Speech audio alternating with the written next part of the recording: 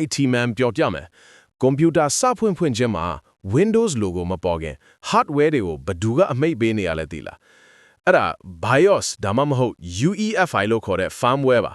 သူက hardware တွေအကုန်လုံးအလုပ်လုံးမလုပ်အရင်စစ်ဆေးပေးတာပါ BIOS ကတော့ခေတ်ဟောင်းစနစ်ဖြစ်ပြီး UEFI ကတော့ mouse နဲ့သုံးလို့ရတယ်လို့ပုံမြန်ပြီးလုံခြုံတဲ့ခေတ်သစ်စနစ်ဖြစ်ပါတယ်အရာရာရဲ့အစ the beginning ကိုတေချာနားလည်အောင်ကြိုးစားတဲ့အလေးအကျင့်ရှိရင်ညီလေးတို့ကပြဿနာရဲ့အမျက်ထိဖြေရှင်းနိုင်လာပါ UEFI ဟာ2 terabyte ထက်ကြီးတဲ့ hard disk တွေကို support လုပ်တယ်လို့ secure boot ပါဝင်လို့ virus တွေ BIOS ထဲအထိဝင်မလာအောင်ကာကွယ်ပေးနိုင်ပါတယ်အားသာချက်ကတော့ဆက်တက်တာပိုမြန်ပြီး hardware စီမံရတာလွယ်ကူတာဖြစ်ပြီးအားနည်းချက်ကတော့ setting တွေမားပြမိရင်ဆက်ပြတ်မတက်တော့တာမျိုးဖြစ်တတ်ပါတယ်နေ့စဉ်9မိနစ်စာဒီလို ID အခြေခံတွေကိုလေ့လာရင်တစ်နှစ်အတွင်းမှာညီလေးတို့စီမှာတကက် senior tech mindset ရလာမှာပါ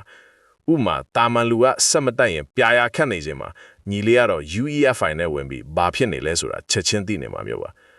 နေ့စဉ်9မိနစ်စာဒီလို ID အခြေခံတွေကိုလေ့လာပြီး senior IT brother ဖြစ်ဖို့ follow လုပ်ထားပါ